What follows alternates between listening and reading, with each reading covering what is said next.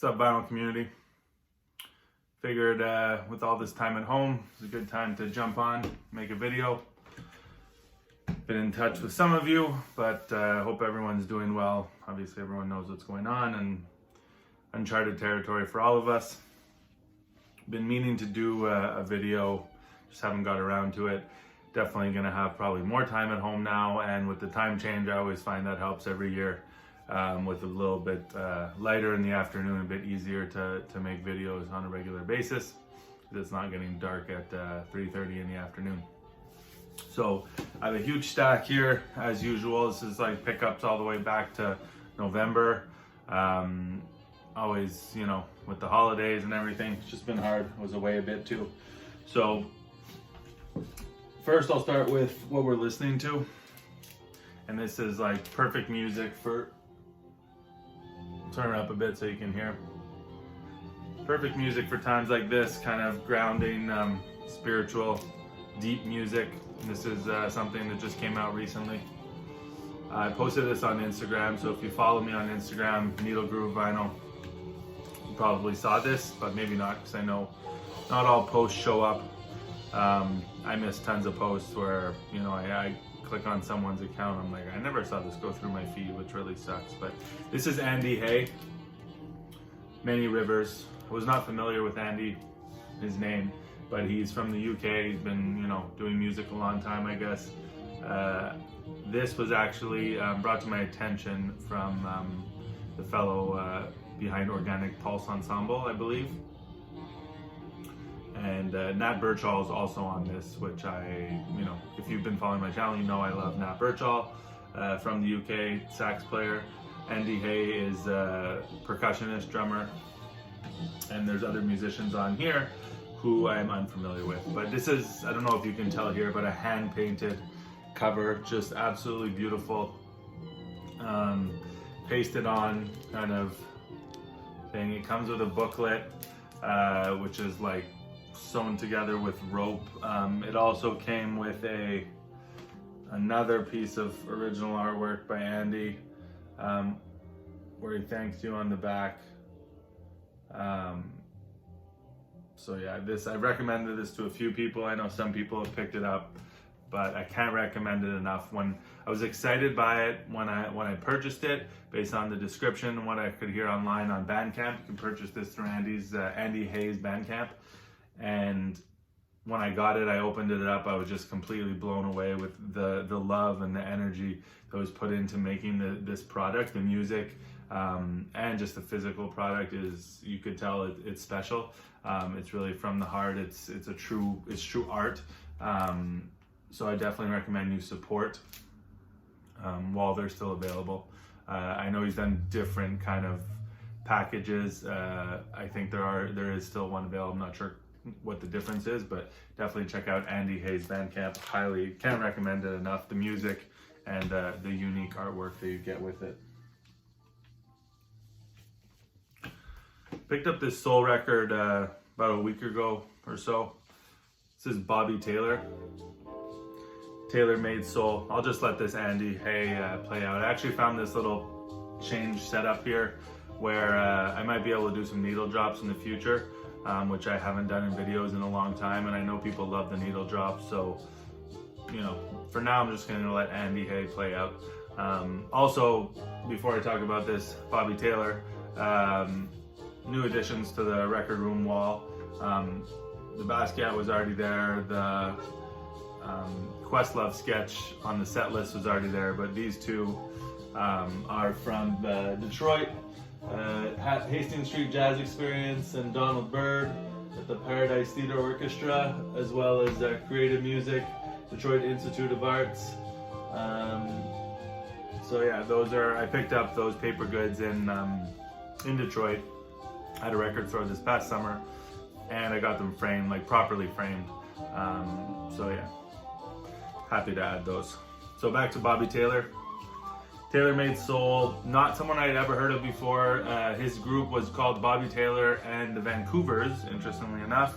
And this is on Gordy, Motown, Tamla, whatever you want to call it. I mean, this one says Gordy, the label's Tamla Motown. It's a Canadian pressing.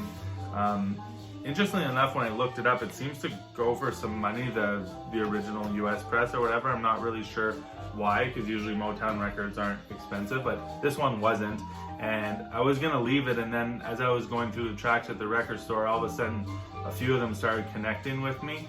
And I even got goosebumps in the store, so I grabbed it and I've listened to it quite a few times actually. And the one track that I say is my favorite on here is Oh, I've Been Blessed. So recommend you check this out. I'm sure some of you know Bobby Taylor. I wasn't familiar. I think he does have another record on Motown, maybe with Bobby Taylor and the Vancouvers, but check it out if you're into that 60s soul.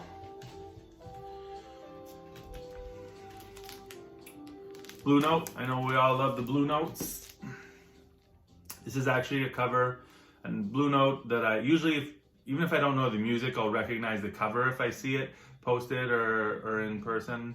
Had never seen this record. People I follow had posted it when I looked it up on Instagram, which is what I often do with records I don't know. But this is Leo Parker, Let Me Tell You About It. And this is, it's solid music, more in the bop vein. And probably the only Blue Note record where I don't know any of the sidemen. Could not tell you another record that I've ever heard with any of them, which is very rare because Blue Note is usually a familiar cast, a mishmash of different players that from many different records, and this Leo Parker record is unique in that I don't know any of them. I love the cover, the colors here, the photo, and the music is solid as usual. This is an original pressing on the Blue Note New York label, as you can see there, and it's in great shape, so I was really happy to find this. Some sirens going on outside. Another Blue Note, actually, they just happen to be here. This is one of my favorite early jazz records, one of the ones that really got me, that you could say I caught the jazz bug as a result of this and a few other records. This is Art Blakey's Moaning. I'm sure you guys know this. I have a wonderful Music Matters pressing of this that I received at VCLT from Paul.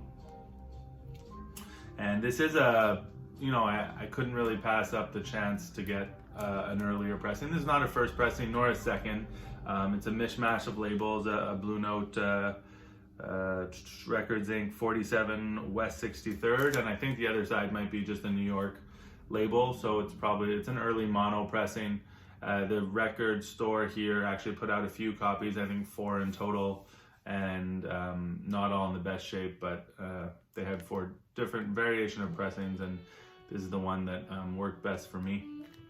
So really happy to add this. Lee Morgan on here, just unbelievable. You also have Benny Golson, Bobby Timmons, Jimmy Merritt. So yeah, if you don't know that record, check it out. This is a beautiful record.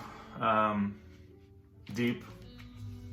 This is a repress of Adele Sebastian's Desert Fairy Princess. One of the Nimbus West records. This is on the label Nimbus West, or Nimbus, depending on what year. I think they changed at some point, but this is one of the ones I don't have an original of. I have quite a few Nimbus originals, but some of them are just impossible to find and way too expensive if you do find them. So picked up a repress of this recently. This is I think it was also repressed by Pure Pleasure. This is one of the ones from the actual label from a few years ago. Yeah, you have Billy Higgins on here, Daoud Woods, who I don't know, Roberto Miranda, who has some albums on the label, Billy Higgins, who we all know, on drums, and Ricky Kelly, who also has a solo record on the label, who plays marimbas. If you're looking for some deep kind of spiritual jazz, let's call it, this is definitely kind of an excellent example of that genre from probably from the 80s. Don't see a year here. It's either late 78 it was recorded. little hip hop albums snuck in here. I grabbed this original pressing of One Below's Sonogram. If you're into hip hop, I recommend this record a lot. This was a huge release for me back in the day, and I have a CD copy, but I was kind of very surprised to see a copy of this at the local store here. Unusual. Although they do get in some good hip hop collections, and if you were into hip hop in 2005, you were underground hip hop, you were probably up on this. But my cousin's from Michigan, as you know, and he was really close with Low. Used to sell his CDs and stuff, and so I was up on everything that Low and the sub crew were doing at the time.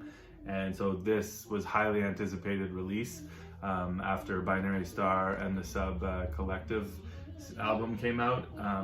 This was kind of Low's first solo official album, and it did not disappoint. It is 20... how many tracks? 18 tracks. I don't remember it being like 20 something on the CD. Interesting. Anyway, all the songs are great. If you like hip hop, check it out. Pete Rock did a remix of Decepticons, which is dope too. I think I have the 12-inch of that.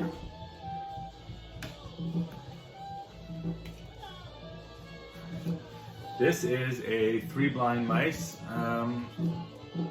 record that I picked up this week actually. And oddly enough, for Japanese records that I find, and I think it's pretty common that they're in like beautiful shape, and this one is not. The sleeves are all taped. Like it still presents fairly well, and it's maybe like a VG. It plays pretty well, but I find it's really well recorded. All the Three Blind Mice stuff just sounds really good, I find.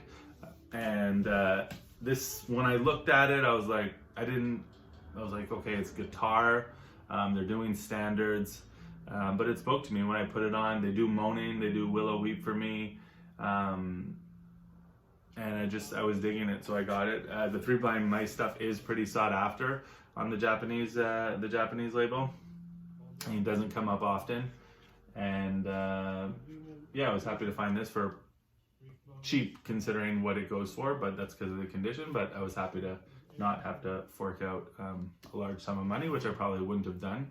I wouldn't say it's essential, but it's a really nice record, actually.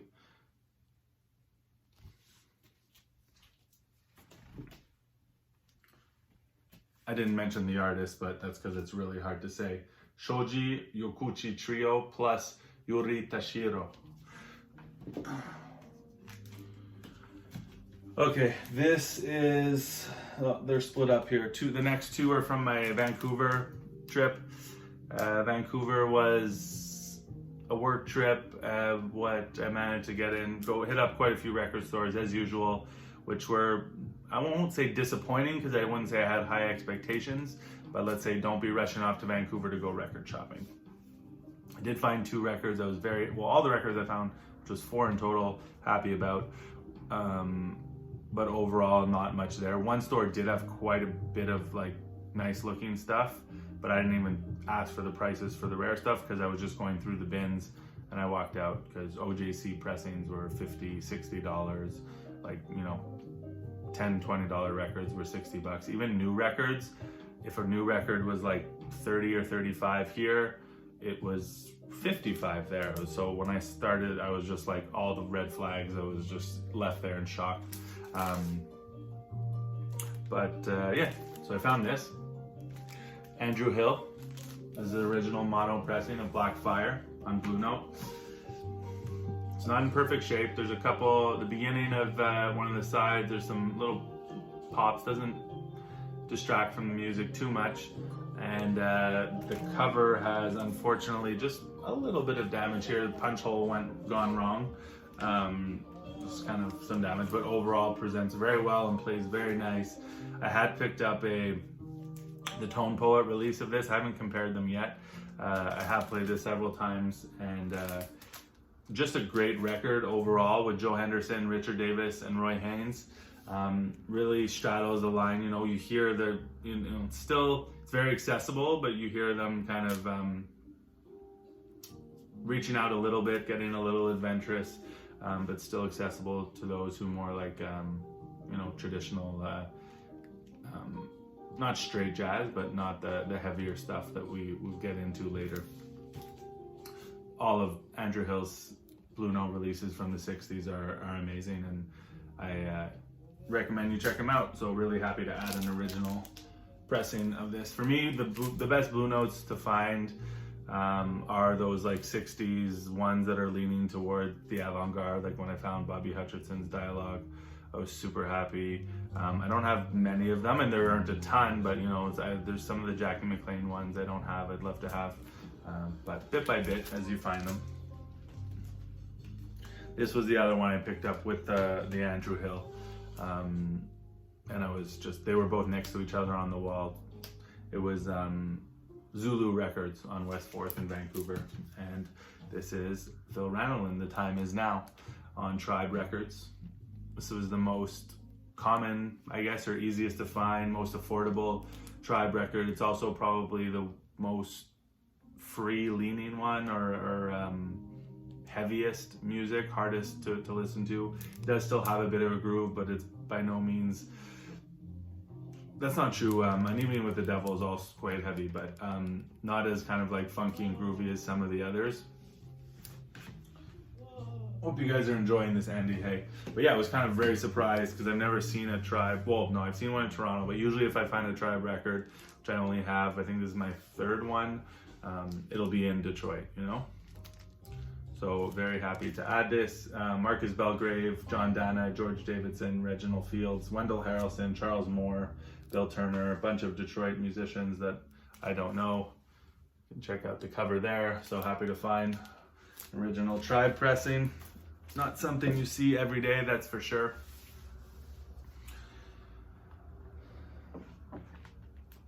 Lots to go in the stack here. I'll probably split this up into a few videos. Let's just find the other Vancouver records for you here that I found. That's the end of side 1. So maybe that's a good time to end this video. I'll just show you the last 2 Vancouver finds. I'll probably start again. So I found this. This is a Roy Harper Stormcock folk record. I can't remember his name. Christian, maybe, from Australia, had recommended this years ago. Might have been someone else from Australia. I know this is like a VC, you know, favorite, and I had never come across a copy. I know it's not a common record to find. This is a Canadian pressing with ringware that's not by any means perfect shape. It's probably like a VG, but plays very nicely. So really happy to find this because it's beautiful. I recommend you check this out. I believe there is it Paul McCartney, I believe, is featured on the track under another name, S. Flavius Mercurius, on lead guitar. On The Same Old Rock, I believe, is Paul McCartney or someone from the Beatles, if I'm not mistaken. So yeah, I don't buy a lot of folk rock type of stuff, but this one is excellent, standout record. If you don't know it, check it out online. Very easy to hear, but happy to add that. That was also from Zulu, and this one was from Red Cat. It's the only other place I bought a record, and just wanted to kind of support. It was fairly priced, but I found maybe, you know, it's probably a VG plus, but plays well enough, but not perfect. But it'll do for now. Happy to support local business, especially in these times that we're in. It's going to be a struggle for a lot of local small businesses. So this is Mass in F minor by the Electric Prunes. I had recently picked up their other record produced by Axelrod, Release of an Oath. I think I prefer that one, but there's a lot of those just dope Axelrod compositions on here. That classic Axelrod sound from the late 60s and 70s. So yeah, definitely happy to have this. As But yeah, I'll hit pause and I'll come back with another video, part 2, let's say, of this massive vinyl update. Peace.